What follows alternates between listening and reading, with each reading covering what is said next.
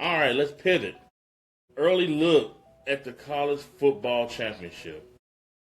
If you would have told me in June and July and August that the championship game would be Miami versus Indiana, I would have told you what you smoked. If you would have told me that Miami was going to go beat Ohio State the way they did and then beat Ole Miss, well, I wouldn't even believe that Ole Miss was in the Final Four.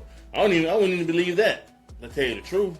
If you would have told me, Miami beat Ole Miss in the Final Four, I wouldn't believe that either. I wouldn't have believed that Indiana would have went through Alabama the way they did. I wouldn't have believed that Indiana went through Oregon the way they did. I wouldn't have believed that Indiana was undefeated through the whole Big Ten and went through Ohio State the way they did. If you told me all this in July and August, I was like, what you smoking? Let me get some. But maybe not, because I would have thought you was crazy hallucinating about what you talking about. But here we are. Here we are in the second week of January, and it's Miami at Indiana, even though the championship game is in Miami. So it's basically a home game for Miami, but because Indiana's the top seed, it's at Indiana. It's not at the school. It's at Miami. It's at Hard Rock Cafe, in Miami Gardens. So Indiana, I'm looking at their defense. I'm looking at Pons and Lewis Moore.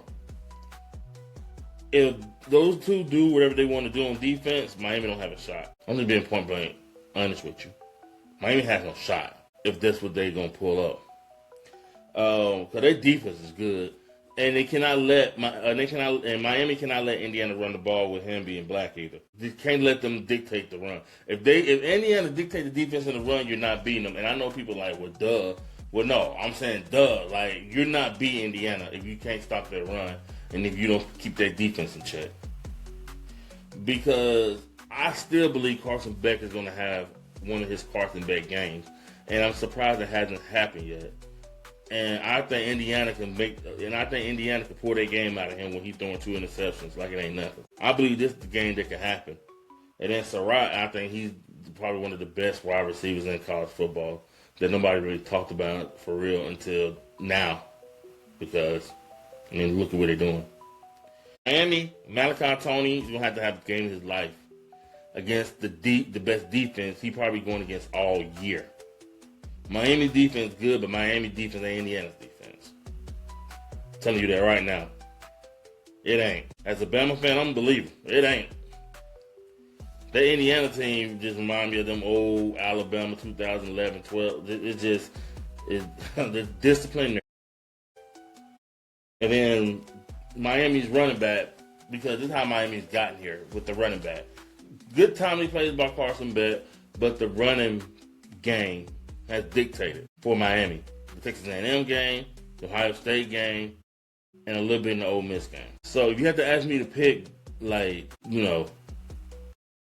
on the line, I'm going Indiana. And I'm going Indiana 31-14. Carson Beck throwing 2 interceptions and a fumble. Yeah. It's not about the you down.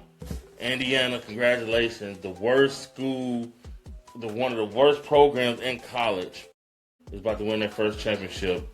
And you can thank Mark Cuban, too, because as an Indiana alum, he's been putting money into that school. And good money, well spent. Well spent, buddy. So I got Indiana winning on Monday.